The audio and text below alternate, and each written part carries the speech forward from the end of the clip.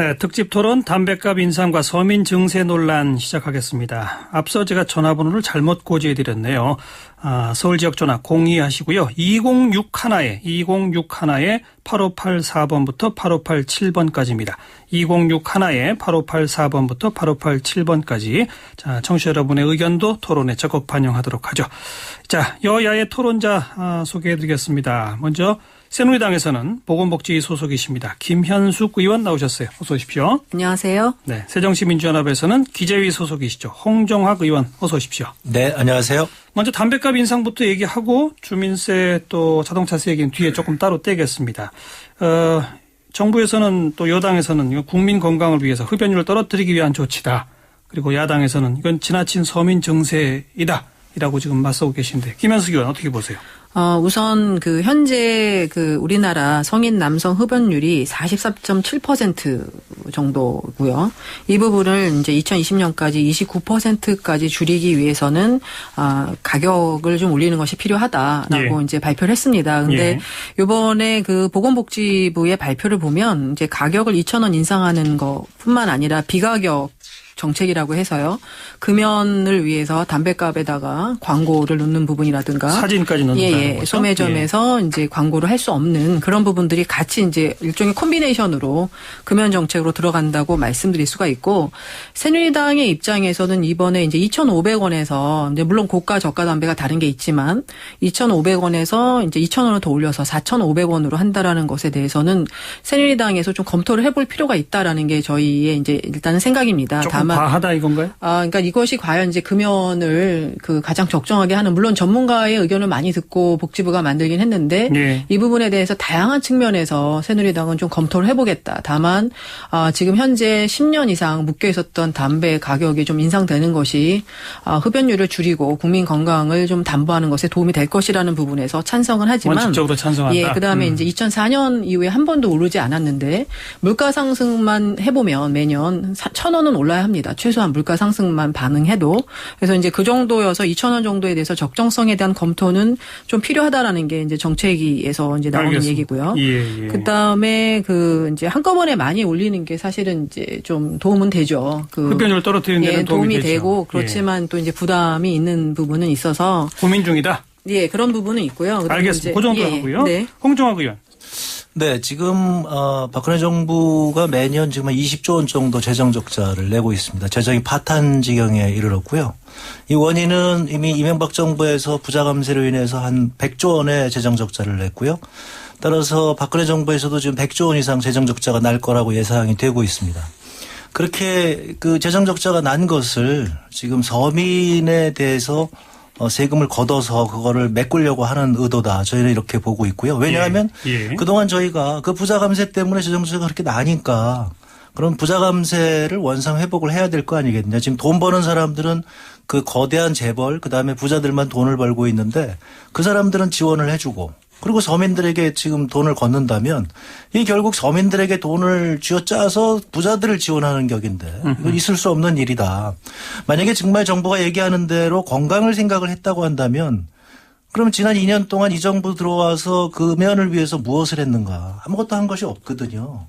그러니까 심지어는 이제 그동안 의원들이 아까 말씀하신 대로 그런 담배에다가 그림도 넣고 이렇게 하고 금연 홍보 활동도 하자. 비가격 정책을 하자 그러는데 거기에 번번이 정부가 반대해 온 거죠. 그렇게 반대하던 정부가 지금에 와서 생각한다는 게 납득하기 어렵고요. 지금이라도 만약에 국민들을 정말로 생각을 한다면 서민들을 생각을 한다면 지금부터 비가격 정책을 취해서 먼저 금연율을 떨어뜨리고 나서 그리고 나서 담배세를 인상해 하더라도 늦지 않다. 그것이 정말 국민을 사랑하는 정부가 해야 될 일이죠. 선 비가격 정책 후 가격 인상 이거라? 그러면 지금 비가격 정책이 훨씬 효과가 크다는 거거든요. 물론 이제 이 가격 정책을 쓰면 효과가 있지만 그 효과가 있으려면 지금 엄청나게 높여야 된다는 얘기거든요. 그다음에 지금 자꾸 정부에서 그 문제를 흐리고 있는데요. 가격 정책을 써서 담배를 끊는 분들이 있고요. 그렇지 않은 분들이 있습니다. 예를 들면 이제 청소년들 같은 경우에는 좀 민감하죠. 그런 면에서는 저는 가격 정책이 굉장히 좋은 정책이라고 생각합니다. 예를 들면 시골에 계시는 연세 드신 분들은요. 끊기가 굉장히 어렵습니다. 특히 이 저소득층이 흡연율이 높거든요. 그러니까 저소득층, 연령이 고연령층이신 분들. 이런 분들이 담배를 또 많이 태우세요. 가격 정책이 효과가 있지 않을까요? 그 대목에도? 그렇지 않습니다. 이분들이 담배를 많이 피우시는 분들이에요. 그러니까 예. 젊은 분들은 흡연율은 높지만 하루에 흡연 양은 상대적으로 적습니다. 근데 이제 연세가 올라가실수록 흡연 양이 점점 더 많아지시기 때문에 실질적으로 이 부담이 크다는 거고요. 그리고 이 시골의 어르신들이 우리 통상적으로 그러지 않습니까? 내가 얼마나 저기 한다고 즐겁게 담배 피다가 피게 해달라고 이렇게 자식들한테도 얘기하지 않습니까? 그러니까 그런 면에서 사실은 효과가 별로 없을 거다, 거긴 또. 저희 생각에는 그렇습니다. 그러니까 그런 분들한테 먼저 알겠습니다. 말씀드렸는데 예. 비가격 정책으로 어르신들 좀 담배를 좀 줄이시는 게 좋겠습니다. 얘기하고 이거 나서 선 비가격 정책이라는 주장에 대해서 우선 반론을 펴보십니다. 먼저 그것을 그러니까 박근혜 정부가 들어와서 하지 않았다는 말씀은 조금 틀린 게 제가 보건복지에 있지 않습니까? 의원님이 내신 부분들이 있었어요. 그 공약, 그러니까 그 법안에서 광고 금지나 이런 부분들이 있었는데 그것이 사실 여러 가지 보건복지의 여러 가지 기초연금이나 그런 상황 때문에 법안 소위에서 제대로 논의된 적이 없습니다. 그래서 예. 부처가 이것을 뭐 반대해서 비가격 정책이 되지 않았다는 말은 사실이 아니란 말씀을 드리고 싶고요. 국회가 오히려 그걸 적극적으로 논의하지 못한 측면이 있었다. 다른 정쟁 때문에 그런 말씀을 드리고 그다음에 이제 뭐 WHO나 이제 여러 가지 자료들을 보면 이것이 같이 갈 때 가장 효과가 큽니다. 가격과 비가격이 같이 가고 두 개를 분리했을 때는 비가격보다는 가격 정책의 효과가 좀 더 큰 것으로 나타나기 때문에 일거의 어떤 금연을 좀 확산시킨다라는 부분에서는 전 두 가지가 같이 가는 게 맞다고 생각이 되고 우리 홍 의원님이 이제 걱정하시는 이제 굉장히 골초 애연가 분들이 또 계시고 오랫동안 담배 피우셨던 분들에 대한 이제 고민이 있는 건데 우선은 최근에 그 패턴을 보면 청소년하고 여성 흡연자가 굉장히 많이 늘어나기 때문에 아무래도 이제 소득 부분에서 아직은 이제 중장년층보다 낮은 그런 그 층에 대해서 가격 정책이 갔을 때는 초기에 진입하는 부분들이라든가 이미 진입을 했다 하더라도 이제 흡연의 어떤 그게 많이 되지 않은 분들은 빠져나오기가 쉬우니까 효과가 크다는 효과가 거죠. 좀 있을 거라는 생각이 들고요. 예. 그다음에 이제 어르신들 시골에 계신 어르신들이 이제 담배를 피우는 건 이게 많이 피셔서 애연가 분들이 계신 거에 대해서는 이렇게 말씀을 드리고 싶습니다. 그러니까 탄력성이라는 것은 이제 가격에 반응하는 정도는 사실은 저소득층이 좀 더 반응을 하시지 않습니까? 그러니까 이제 흡연율을 줄이는 거에 이제 그 굉장히 그 니코틴 함량 때문에 이제 그 오랫동안 피우신 분들이 끊기 어려운 부분은 있지만 예. 가격에 영향을 좀 받을 거라는 것이 있고 결국은 왜 금연을 하자고 하냐면 폐암의 상당 부분이 지금 그 담배 때문에 오고 폐암이 우리나라 암의 30%를 차지하는 정도이기 때문에 저소득층 분들이 나중에 결국은 당장은 담배 값이 오르면 고통스러우실 수 있지만 결국 건강이 더 나빠져서 알겠습니다. 그로 인한 예. 부분을 부담해야 되는 게 있다라는 말씀을 드리고 토론에 싶습니다. 조금 그 속도를 위해서 제가 좀 정리하고 넘어갈 게 필요할 것 같아요. 홍종학 위원께는 제가 여쭤보겠는데 우리나라 담배값이 다른 나라에 비해서 좀 싸다. 흡연율이 좀 높다. 그래서 가격 정책, 비가격 정책 한꺼번에 쓰면 효과가 좀 있을 거다. 여기까지 다 인정하시죠? 네. 분명히 인정하시죠? 네. 그런데 이 부자 감세 철회 같은 걸 안 하고 이것만 하는 거 문제 있다. 그런 비판하시는 거 맞죠? 그렇습니다. 지금 이제 의원님 말씀하신 대로 김 의원님 말씀하신 대로 뭐 국회가 그걸 안 했다 그러는데 그건 정부가 할 수 있는 거거든요. 정부가 지금 엄청나게 많은 그동안의 건강증진 부담금을 받고 있지 않습니까? 그런데 실제로 이렇게 담배 금연 활동에 사용하는 것은 뭐 얼마 안 되거든요. 1조 예. 8천억인가 이렇게 걷어가지고 그중에서 뭐 80억, 90억 이 정도를 쓰고 있어요. 그러니까 그런 것은 아예 지금까지 의도가 없었다고 보고요. 심지어 이제 어떤 일반인 분들은 이렇게 생각하시죠. KTNG를 위해서 정부가 일부러 그렇게 했다.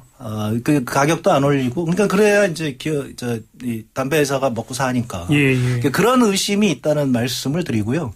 이제 제가 말씀드리고 싶은 건 이겁니다. 이게 이 담배값 인상이 얼마나 지금 올리고 있냐면요. 만약에 이렇게 2,000원을 인상을 시키게 되면 만약에 하루에 한갑 태우시는 분들은 1년에 한 120만 원 정도 부담을 하시게 돼요. 세금이. 세금으로만. 엄청난 세금입니다. 이거는. 이 120만 원이라고 하는 것은 뭐냐면 9억짜리 그 아파트를 가지고 계시는 분이 1년에 내는 재산세하고 거의 비슷하고요.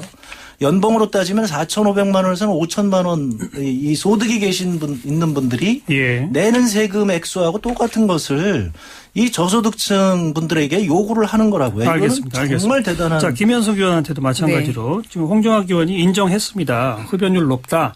떨어뜨리는데 가격 정책 비가격 정책 같이 쓰는 게 도움이 된다. 다 인정을 했어요. 거기까지는. 그런데 방금 지적한 것처럼 분명히 세금 부담이 엄청나게 늘어난다. 그런데 정부는 이른바 부자 감세 같은 거 철회는 안 하고 서민들한테 증세 효과를 기대하고 있는 거 아니냐.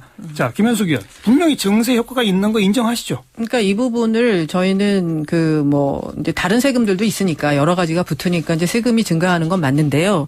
첫 번째는 서민 증세란 말은 좀 저는 안 썼으면 좋겠는 게 부자 증세, 부자 감세, 서민 증세는 굉장히 좀 정치공학적인 얘기예요. 이거는 아하. 이제 물건이나 우리가 그런 거 샀을 때 부가가치세가 붙는 것처럼 소비하는 어떤 재화에 대해서 붙는 거잖아요. 예, 그러니까 예.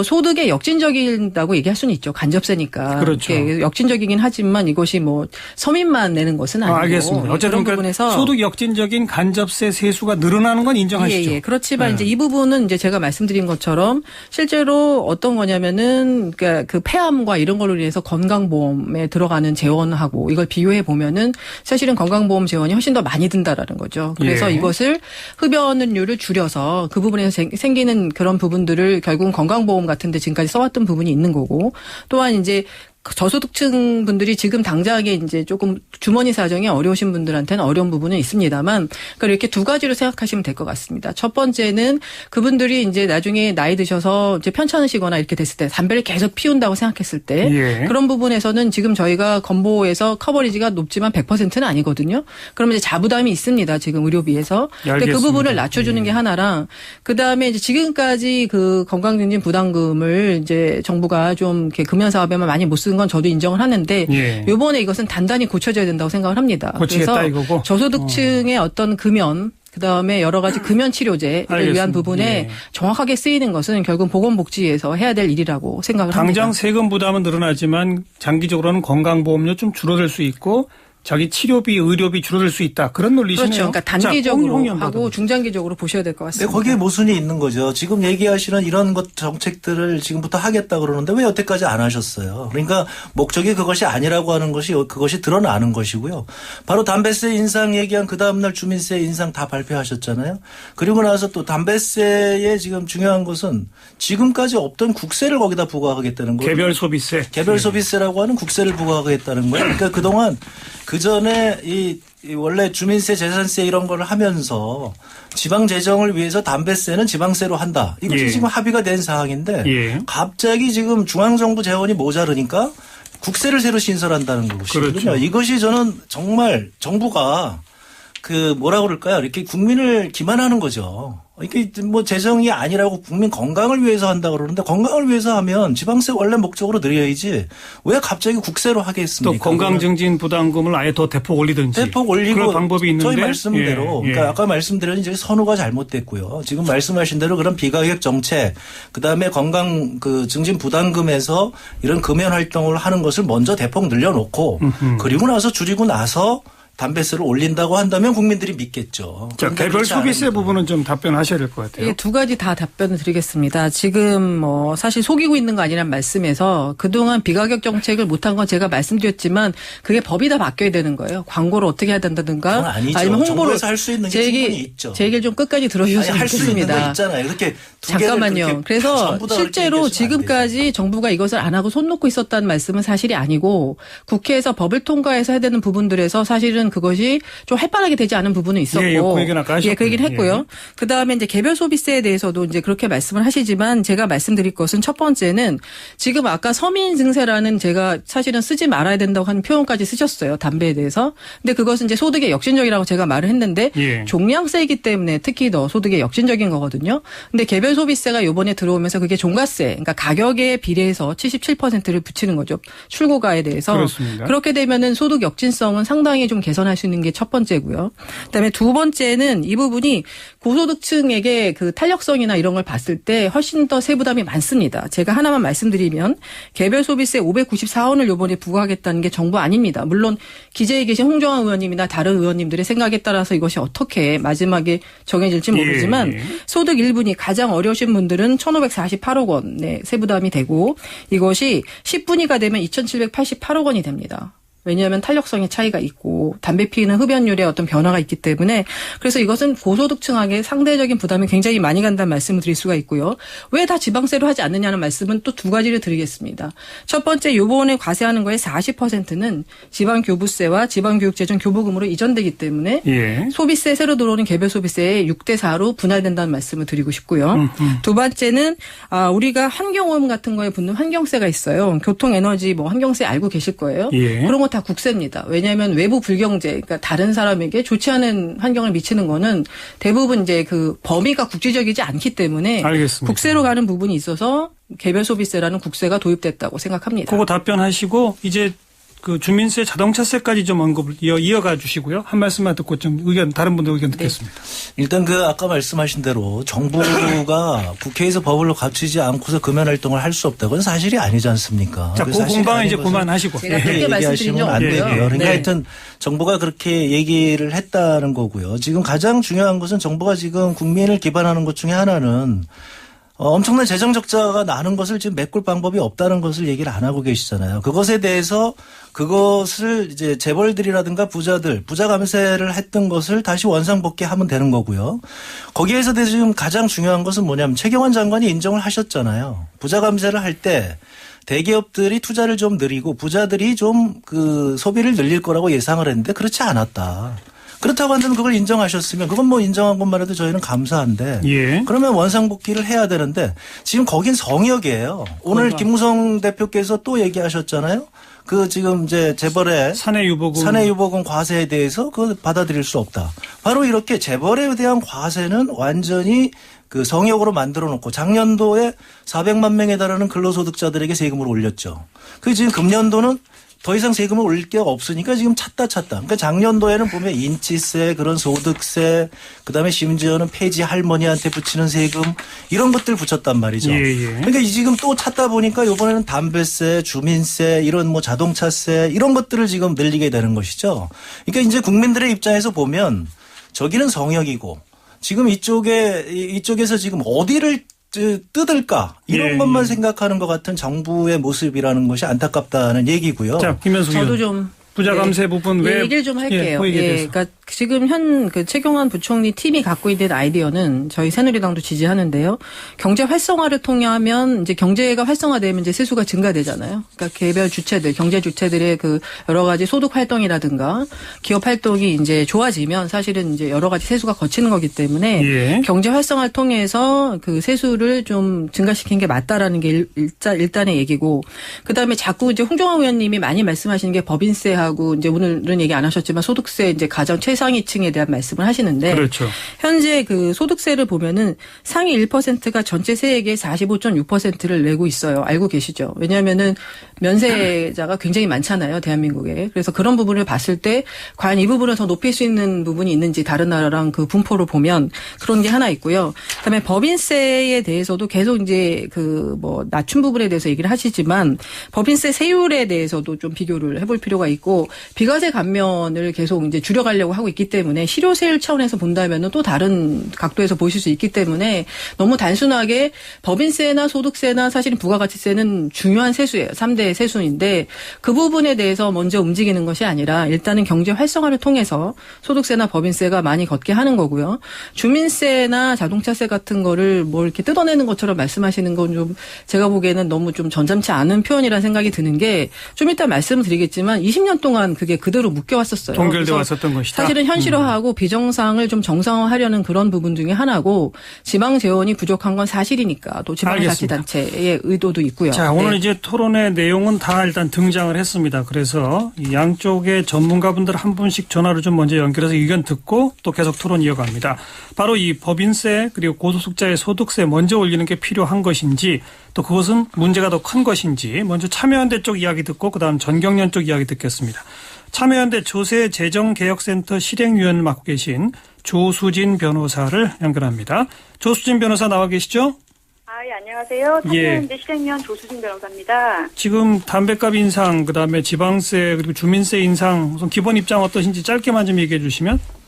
예. 지금 우리나라는 조세 현실을 보면 이 과세 공평성이 특히 문제가 되고 있기 때문에 이런 어떤 소비세 위주의 주민세나 담배세 인상보다는 이 고소득층에 대한 소득세라든지 특히 법인세 부분에서 대기업에 대한 인상이 더 필요한 시점인데 정부에서 이 서민 주머니 털기식으로 증세 전략을 제시한 것이 아닌가 해서 좀 이제 바람직하지 않은 이번 조세 개편안이 아닌가 하고 평가하고 있습니다. 예, 그러니 아무래도 그 소득 역진적인 그 소비세, 간접세보다는 좀 직접세 위주로 먼저 해야 한다 이 말씀인 거죠? 예, 그렇습니다. 근데 그렇게 되면 뭐 법인세를 다시 올리거나 그러면 뭐 기업 경쟁력이 약화되고 경제 활성화가 오히려 찬물을 끼얹기 때문에 오히려 조세 수입은 더 줄어들 수도 있다. 이런 주장 어떻게 보세요? 그 성장이라는 것을 좀 장기적으로 봐야 되지 않겠습니까? 지금 우리 사회에서 이제 분배 공정성을 개선하지 않고서는 더 이상 성장을 기대하기 어렵게 지금 된 상황인데요. 그래서 장기적으로 볼 때는 이 정부의 그 세수입이 지금 부족한 상황에서 지불 여력이 있는 계층, 즉 대기업이라든지 아니면 고소득층이 조금 더 내서 이 내수 부진을 좀 극복을 하는 방향으로 가는 것이 소비자층이 회복이 되고 장기적으로는 기업들이 성장하는 데 이제 도움이 되는 튼튼한 경제로 갈 수 있는 길이기 때문에 그것을 두 개를 분리해서 아주 다른 것이다, 뭐 배치되는 것이다 이렇게 볼 문제는 아니라고 봅니다. 그 소비세 부담을 늘리지 않으면 오히려 이제 서민층 같은 데서도 소비 여력이 좀 생겨서 그게 경제 활성으로 또 연결될 수 있다 이 말씀? 예, 그런 뜻도 되고요. 예. 또 하나는 정부가 이 재정력을 높여서 그 재정 활동을 통해서 이 저소득층이나 아니면 중소기업이나 서민들을 지원하는 재정 활동을 함으로 해서 예. 장기적으로는 이 서민층이 이제 중산층으로 올라서고 그렇게 된다면 이제 소비력이 더 늘어날 수가 있겠죠. 알겠습니다. 법인세는 그럼 어느 정도 올려야 한다고 주장하시는 겁니까? 지금 법인세 이 최고세율을 조금 더 인상하는 방안도 있겠지만요.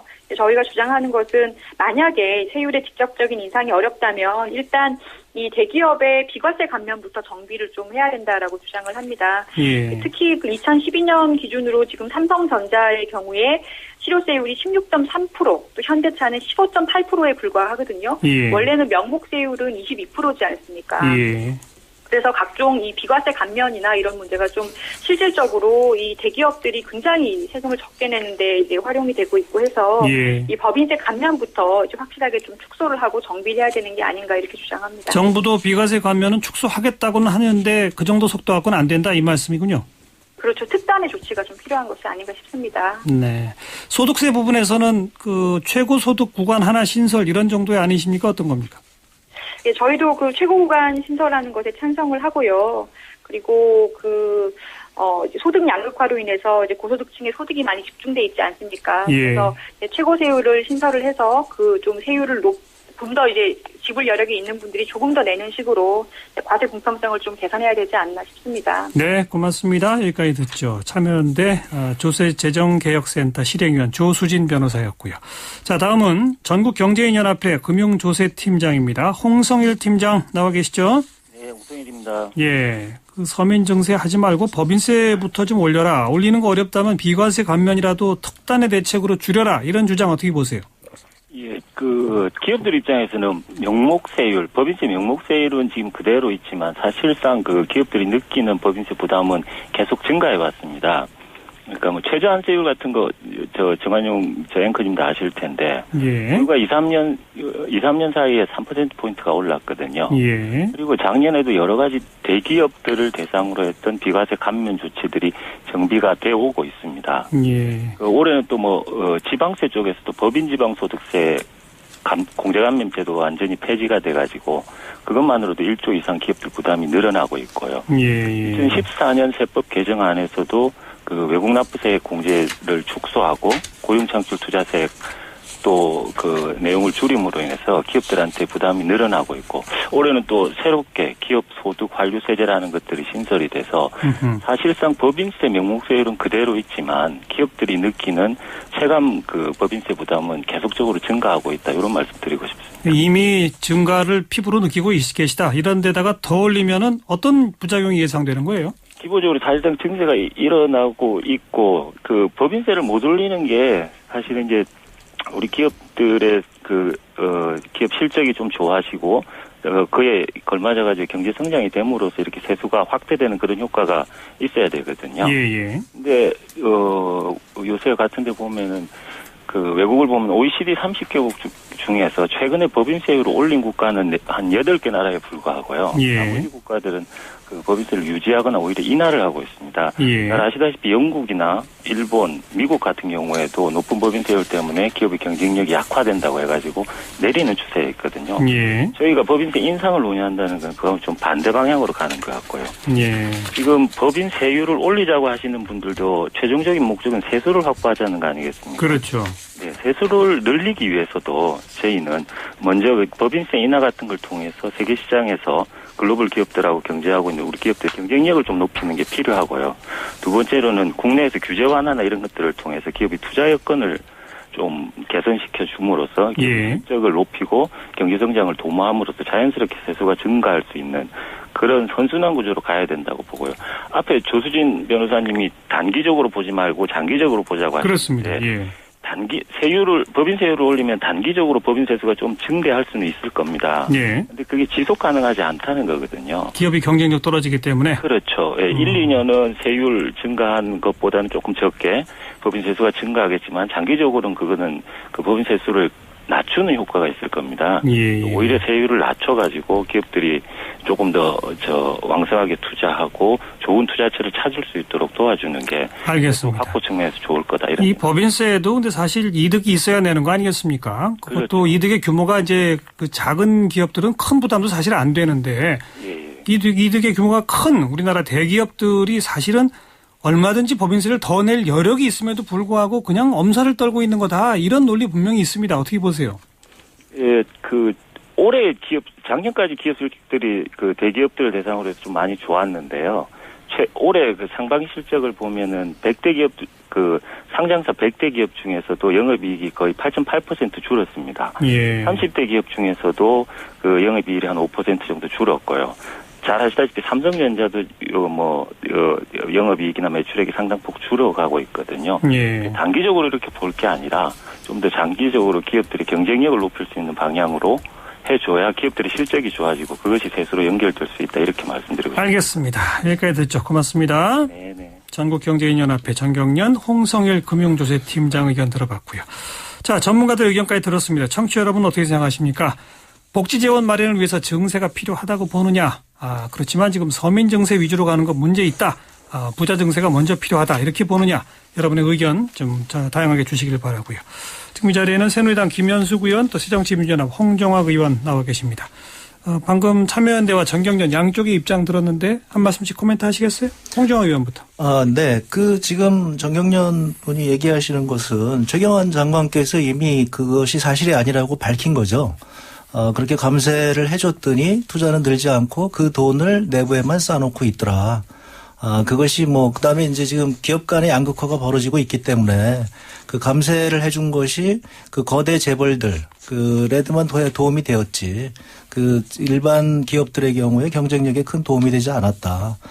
지금 전 세계적으로 지금 인적 자본을 높여서 경제를 성장시키는 것이 일반적인 거 아니겠습니까? 그래서 각국에서 지금 최저임금을 올리고 이런 방식의 경제 성장 정책을 쓰고 있는데 예. 우리나라만 지금 거꾸로 가왔던 거죠. 그런데 지금 사용하는 방법은 심지어는 서민들에게 세금을 걷어서 부자와 재벌을 지원하는 정말 역사적으로 그리고 전 세계적으로 찾아보기 힘든 경제 정책을 지금 펴고 있다. 저희는 그렇게 생각을 하는 거죠.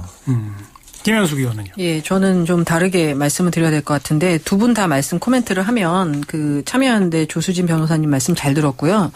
저는 지금 대기업의 비과세 감면을 해서 실효세율을 올리는 부분은 지금 새누리당이 갖고 있는 아주 주요한 그다음에 핵심적인 법인세 관련된 정책이라는 말씀을 다시 한번 드리고 싶고 예. 그래서 이 부분을 더 높여가야 된다는 것에 대해서 전적으로 동의하고요. 올해 세제 개편도 법인세 부담 증가율을 어느 정도 높이냐면 대기업은 한 2.52%, 그다음에 중소기업은 2.41% 정도 올리는 것입니다. 현재에 비해서. 그래서 대기업을 중소기업보다 조금 더 세부담을 높게 하고 현재에 비해서는 올려가고 있는 거기 때문에 지금 말씀하신 그런 단계로 가고 있다라고 말씀드릴 수가 있고요. 예. 그다음에 재정력을 발휘해서 중소기업과 서민을 살리라는 것이 지금 최경환 부총리 팀이 하고 있는 재정 확대를 통해서 사실은 어떤 경제를 좀 부양해서 그 개별 그 임금이나 소득을 늘리려고 하는 부분들이 사실은 서민이나 중소기업을 위한 그 재정 확장 정책의 핵심이라고 말씀드려서 어떻게 보면은 참여연대에서 말씀하시는 두 가지를 다 하고 있다는 말씀을 드리고 싶고요.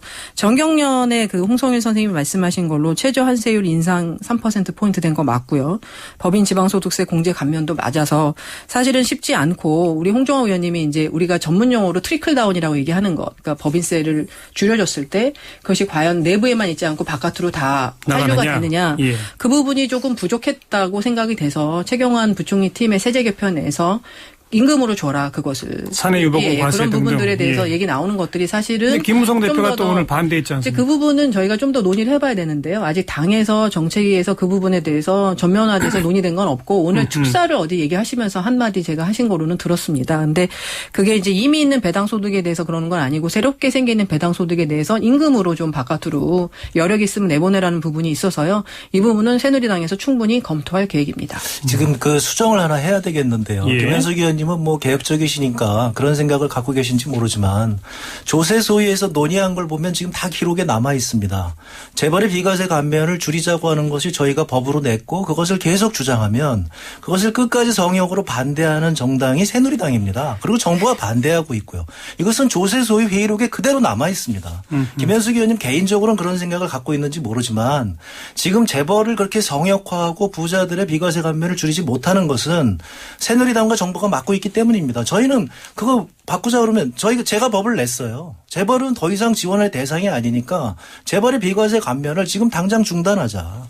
그런 얘기죠. 근데 그것은 사실이 아니거든 말이죠. 그러니까 재벌의 그런 비과세 감면을 줄이지 거기에 대해서 그렇게 성역화하고 재벌의 법인세는 건드릴 수 없다 이렇게 얘기하는 분들이 이렇게 서민들의 세금에 대해서는 수없이 많은 세금을 수없이 많은 분들에게 이렇게 부담하는 거에 대해서는 전혀 아무런 부담을 느끼지 못하는 것을 저희는 안타깝게 생각한다는 거죠. 김현숙 의원 한 말씀 하시고 그 부분은 청취자 의견 듣습니다. 예, 조세 소위는 저번에도 한번 홍정화 의원님이 다른 토론에서 얘기를 하셨는데 나중에 가서 보니까 조금 다르더라고요. 홍정화 의원님 말씀이랑. 그래서 제가 뭐 틀리는 없으신 말씀을 한다고 생각하진 않지만 사실 새누리당의 현재 입장이 법인의 어떤 비과세 감면을 확실히 축소한다는 부분은 분명하다는 말씀을 드리고 싶고요.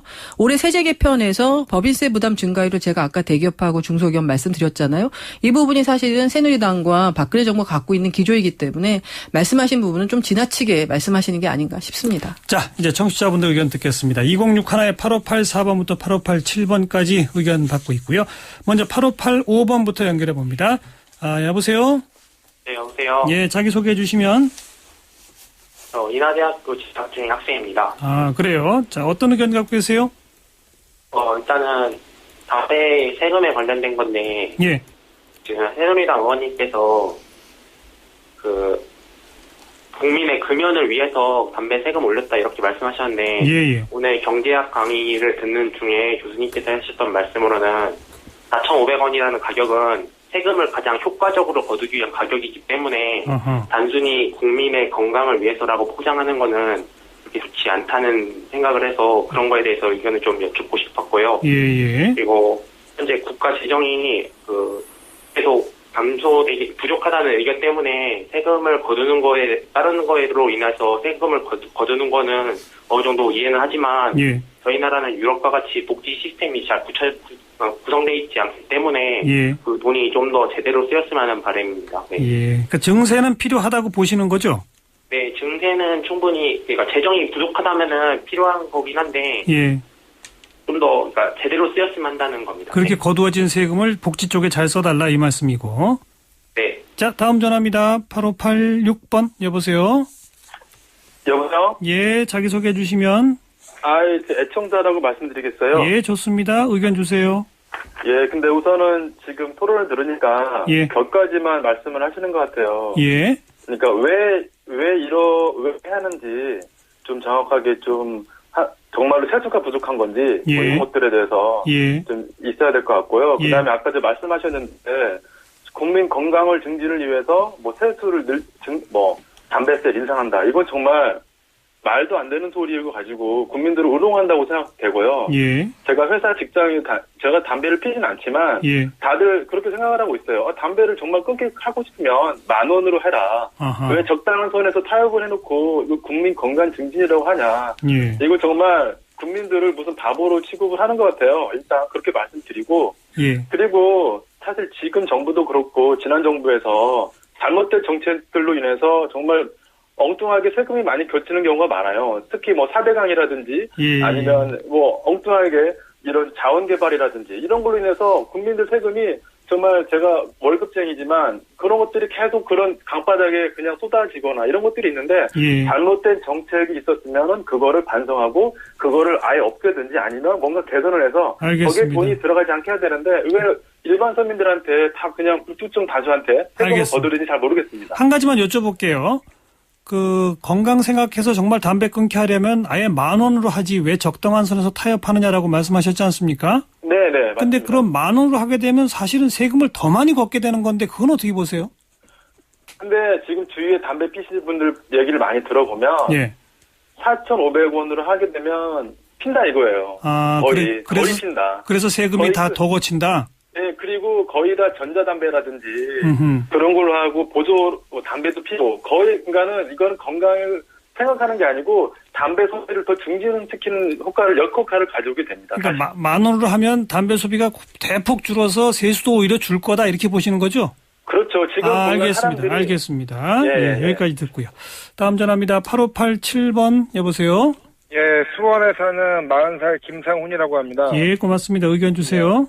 예, 담배를 17년간 피웠고요. 예. 예, 지금도 피고 있는데 예.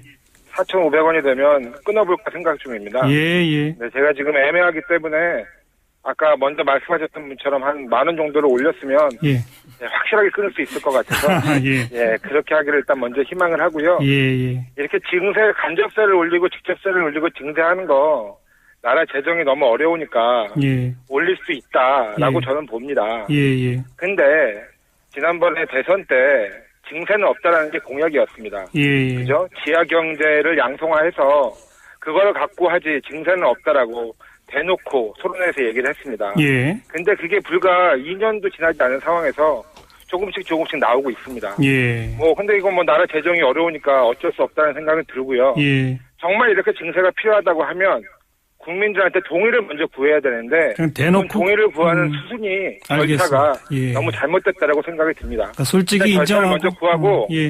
예, 그리고 난 다음에 증세를 했으면 좋겠습니다. 고맙습니다. 예. 한 통 한번 더 연결합니다. 8584번 여보세요. 예, 여보세요? 예, 자기 소개해 주시면. 예, 저기 경기도 구시의 김성국이라고 하고요. 예, 말씀하세요.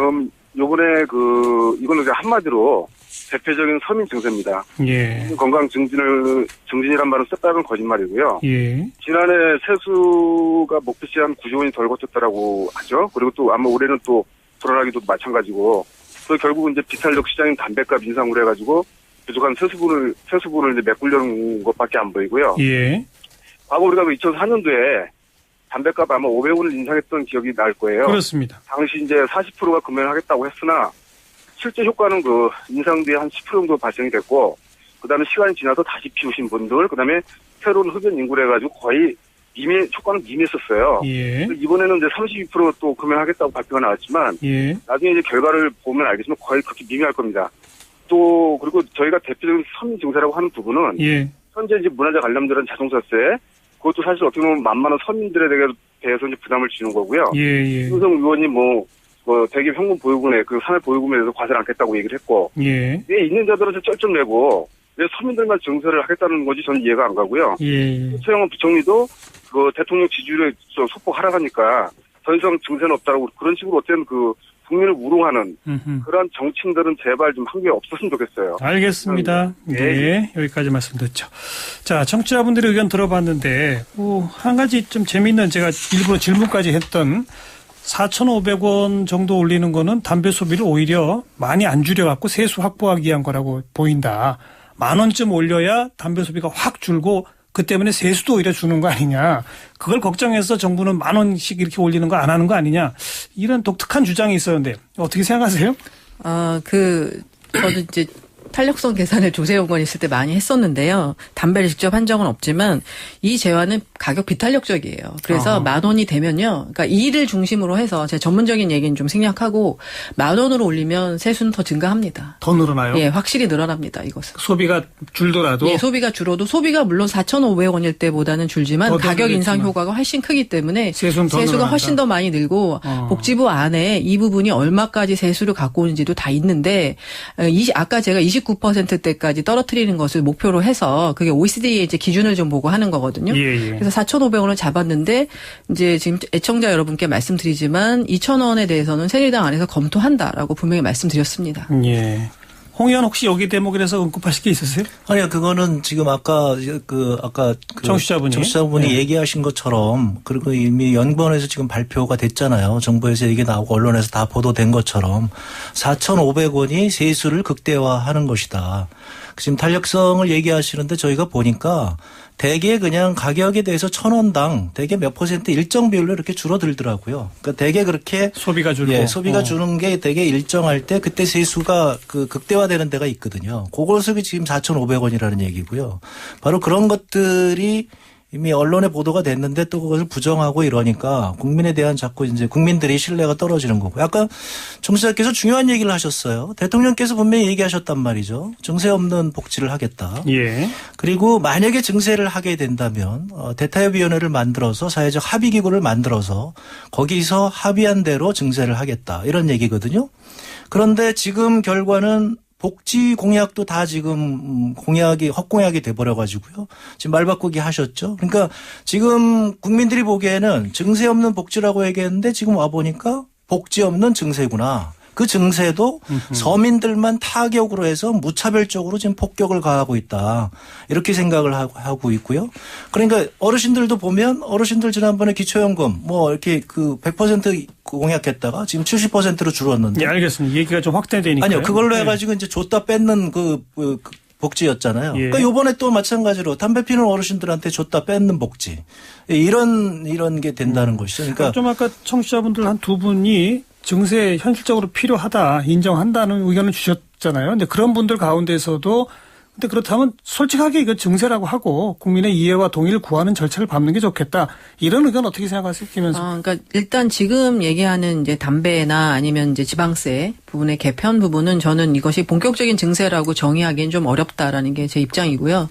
일단은 하지만 사실상의 증세인 건 맞지 않습니까? 근데 이제 첫 번째는 이제 부수적으로 세금의 인상이 오긴 하지만 담배는 이제 저는 보건복지위에서 특히 좀 그런 부분이 많은데 이거는 좀 우리가 한번 담배하고 확실하게 한번 이거 정리를 해야 되겠다는 생각이 좀 강하고요. 그다음에 지방은 말씀하시지만 지금 바꾸는 주민세나 이런 것에서 걷어들이는 세수는요 1,000억 원 정도입니다. 1,000억 원이고 자동세도 1,000억 원이기 때문에 이것이 지금까지 20년 이상 동결된 지방세를 현실화한다라고 말씀드리고 만약에 우리가 본격적인 증세에 대해서 얘기를 해야 된다 그러면은 그게 소득세나 법인세나 부가가치세에 대한 얘기가 돼야 되는데 그 부분은 아까 말씀드렸지만 현재의 그 박근혜 정부의 기조는 어떻게든 경제 활성화 사실 이게 국회가 비정상적이어서 좀 문제인 건데 어떻게든 경제 활성화를 통해서 전체적인 베이스를 키워서 세수를 증가시키는 것이 저희의 1차적인 방법이라고 말씀드리고 만약에 이제 경기는 사실 알 수 없으니까 나중에 정말 소득세나 법인세나 부가가치세에 대한 얘기가 되면 국민들께서 말씀하시는 것처럼 그것은 국민의 어떤 보편적인 논의가 필요한 게 아닌가 그렇게 생각을 합니다. 지금 새정치민주연합은 본격적인 그 증세 논의를 하자 오히려 그 말씀이신 거죠, 그러니까. 그러니까 일단 부자감세를 철회를 해줘야죠. 예. 그러니까 지금 시작이 부자감세 철회 자체도 증세 논의의 시작인 거죠, 사실은. 그렇습니다. 그런데 부자들한테 그렇게 혜택을 주고 나서 지금 서민들에게 손을 벌릴 염치가 있느냐? 저희는 염치 없습니다. 근데 박근혜 정부는 어떻게 그런 염치가 있는지 저는 잘 모르겠는데요. 또 한쪽으로는 이렇게 서민들에게 증세를 하면서 증세가 아니라고 얘기하는 것 자체가 저는 올바른 정부의 그 태도라고 생각하지 않고요. 더 한심한 것은 뭐냐면 이런 상황에서 또 부자들은 계속 감세를 해주겠다는 그런 법안을 내고 있어요. 그러니까 예를 들면 대기업 부속병원에 대해서 세금 감면을 추진한다거나요. 증여세를 또 이렇게 줄인다거나요. 이런 것들에 대해서 계속 그러니까 요번에 이제 특히 보면 작년 같은 경우 보면 부동산에 양도세 이런 거 계속 감면해줬죠. 예. 취득세 감면해줬죠. 예. 그러니까 재산을 많이 갖고 있는 사람들 이런 사람들에 대해서는 계속적으로 세금을 깎아주고 있어요. 요번에도 지금 건강보험료도 지금 바꾸신다고 얘기하시는 거죠. 바꾸면서 재산 가지면 재산분은 줄이겠다고 얘기하셨죠. 그러니까 재산을 많이 갖고 있는 분들은 자꾸 줄여주고 부동산 경기는 활성화하고 이런 게 지금 박근혜 정부의 정책이라는 것이죠. 그러면서 재정은 파탄 나니까 그 모자리는 재원은 서민들에게 바로 이와 같이 인지세, 무슨 근로소득세 아니면 지금 얘기하는 담배세, 뭐 주민세는 최악의 세금이죠. 이건 그야말로 인두세 아닙니까? 모든 사람한테 10,000원씩 더 걷는 거잖아요.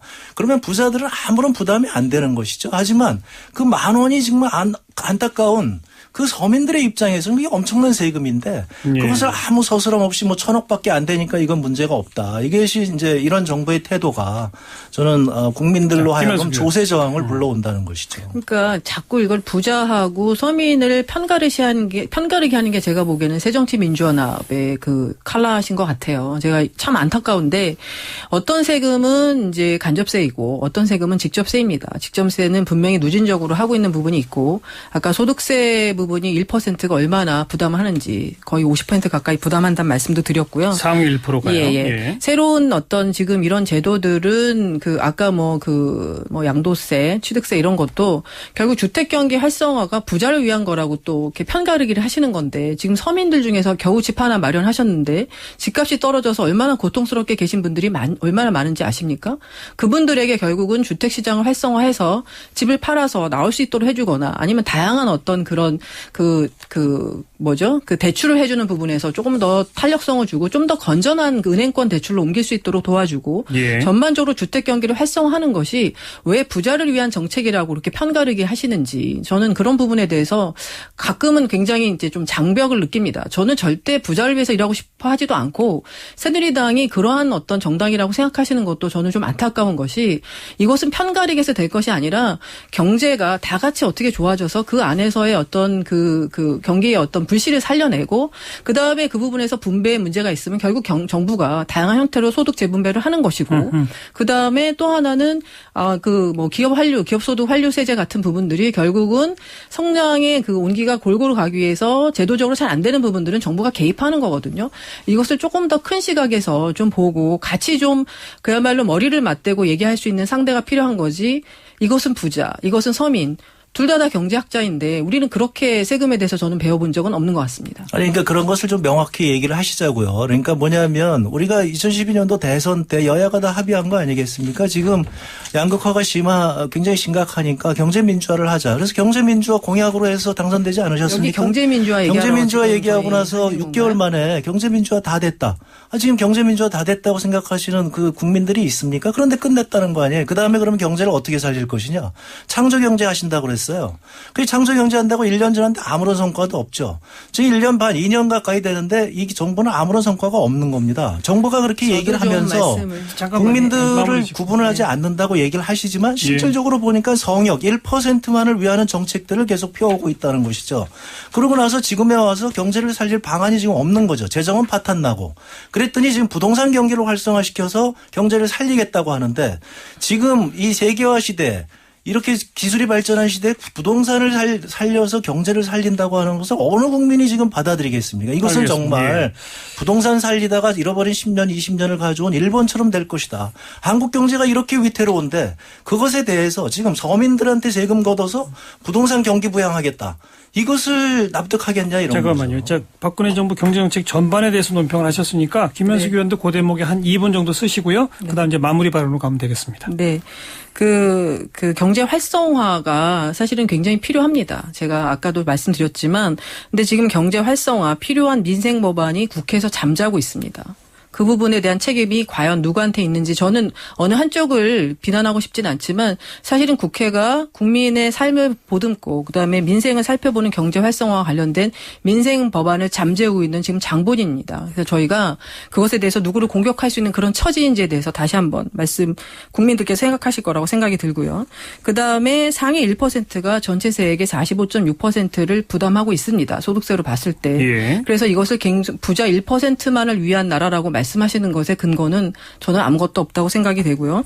그다음에 잃어버린 10년을 일본처럼 잃어버린 10년, 잃어버린 20년을 그 부동산을 통한 장기 침체, 그다음에 부채 문제, 가계 부채 문제 이 부분을 극복하기 위해서 새로운 그 어떤 경제팀이 결국은 부동산 시장의 활성화를 얘기하는 거고요. 이게 부자를 위한 거라고 말씀하신다면 저는 그건 상당히 이 내용에 대해서 잘 보시지 않고 그냥 프레임을 거는 거라고 생각이 되는 게 예를 들어서 법률 개정을 통해서 유한 책임 대출 제도를 한다는 것은 집값이 떨어져서 깡통이 돼도 그 집의 액면가 이상은 더 이상 책임지지 않도록 서민들을 보호하는 그런 정책이 있습니다. 그래서 예. 이 부분에 대해서 좀 전반적으로 보시고 우리가 다 같이 경제를 활성화하고 경제를 활성화한 다음에 부의 재분배가 안 되는 부분에 대해서 정부가 개입하는 것은 당연합니다. 그것을 하겠다는 것이고 그래서 그 부분에 대해서 결국 국회는 그 무조건 덜어 대립할 것이 아니라 정부가 갖고 있는 여러 가지 제도에 대해서 생산적인 어떤 경쟁이나 뭐 비판은 있을 수 있지만 같이 협조하면서 나가야 되는데 지금 새정치민주연합의 상황이 그런지 되묻고 싶습니다. 알겠습니다. 자, 이제 마무리 발언입니다. 홍정학 의원 그리고 김현숙 의원 순서로인데요. 홍정학 의원은 이제 그러면 지금 오늘 논의의 대상인 담배값 그리고 주민세, 자동차세에 대해서 당의 입장이 분명하게 어떤 것인지 뭐 어떤 조건부 인상 찬성인지 아니면 아예 완전히 반대인지 또 그 외에 또 어떤 것들이 있는지 정리해서 좀 한 1분 정도 말씀해 주시죠. 네, 저희는 부자감세 철회가 먼저 되지 않는 한 서민들에게 세금을 걷는 것은 부당하다고 생각하고요. 국민적 저항을 맞게 될 것입니다. 새누리당과 정부가 부자만을 위한 정부라고 하는 것은 저희가 예를 들면 전월세 같은 경우 상한제를 통해서 전월세 세입자들을 돕자고 하는데 그것을 지금 반대하고 있지 않습니까? 그리고서 계속 이렇게 재산을 많이 가진 사람들의 세금을 깎아주는 정책을 취하고 있는 거죠. 우리 김현숙 의원님께서 얘기하신 대로 국민의 삶을 보듬는 법을 만드는 것이 국회라고 얘기했는데 지금 세월호 특별법만큼 국민의 삶을 보듬는 법이 과연 있을까요? 그 법을 지금 그렇게 무참하게 무능하고 무책임한 정부 때문에 우리 죄 없는 어린 아이들이 그렇게 죽어갔는데 그 진상조차 지금 밝히지 못하는 정부, 그걸 거부하는 정부. 그러면서 국민의 삶을 논한다고 하는 것이 저는 과연 타당한 것인지. 알겠습니다. 거기에서 이제 양 당 간의 간극이 생기는 것이죠. 네. 선 특별법 그리고 선 부자감세 철회 요 입장이시다 말씀이시고요. 자, 김현숙 의원 마지막. 저희는 세월호랑 관련돼서 진상을 철저히 규명한다라는 부분에 대해서는 전혀 이견이 없습니다. 그와 동시에 그 세월호 특별법에 대한 어떤 논의와 동시에 결국은 민생, 대한민국 5천만 국민의 민생을 한꺼번에 보듬고 경제 활성화를 통해서 그말로 국민들이 먹고 살기 편해지는 나라를 만들기 위해서 최선을 다해야 된다는 것이 저희의 입장이고 국회 역시 그것을 위해서 존재한다고 생각을 합니다.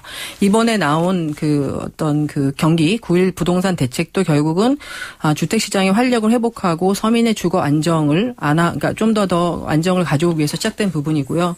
그다음에 담배값 인상이라든가 이런 부분들은 추가적으로 세금이 증가하는 부분은 있지만 이것을 무슨 서민을 이렇게 서민에게만 증세하는 그런 것으로 프레임을 거는 것보다는 결국은 조금 더 국민의 건강을 위해서 우리가 어떤 식으로 이것을 접근할 것인지 좀 보고 그다음에 주민세나 아니면 자동차세 같은 부분은 지방재정의 문제라든가 그다음에 그 지금까지 사실은 비정상이었던 그 지방세에 대해서 조금 그것을 전향적으로 좀 조정하는 그런 방식이라고 보시고 최대한 노력을 다해서 경제를 살려서 우리 국민이 다 같이 좀 살 수 있는 나라를 만들고 그 기반 하에서 다양한 논의를 해야 되는 것이 아닌가. 알겠습니다. 그런 부분에 대해서 국민들의 어떤 그런 저희의 진심을 말씀드리고 이해를 구하도록 하겠습니다. 네, 오늘 청취자 여러분과 함께 토론해본 이 담배값 문제, 주민세, 자동차세 이게 더 나가면 이제 법인세 감면 언제 어떤 식으로 축소할 것이냐 등등의 논의로 이어져서 이번 정기국회 안에서 생산적인 토론과 함께 결론이 내려지기를 바라는 게 국민들의 마음일 겁니다. 아직 토론이 시작되고 있지 못해서 저희가 일단 방송에서 먼저 토론을 시작을 했어요. 하루빨리 그 생산적인 국회의 모습 기대해 보고요. 자, 함께해 주신 새누리당 김현숙 의원, 새정치민주연합 홍정학 의원 오늘 고맙습니다. 네, 감사합니다. 네.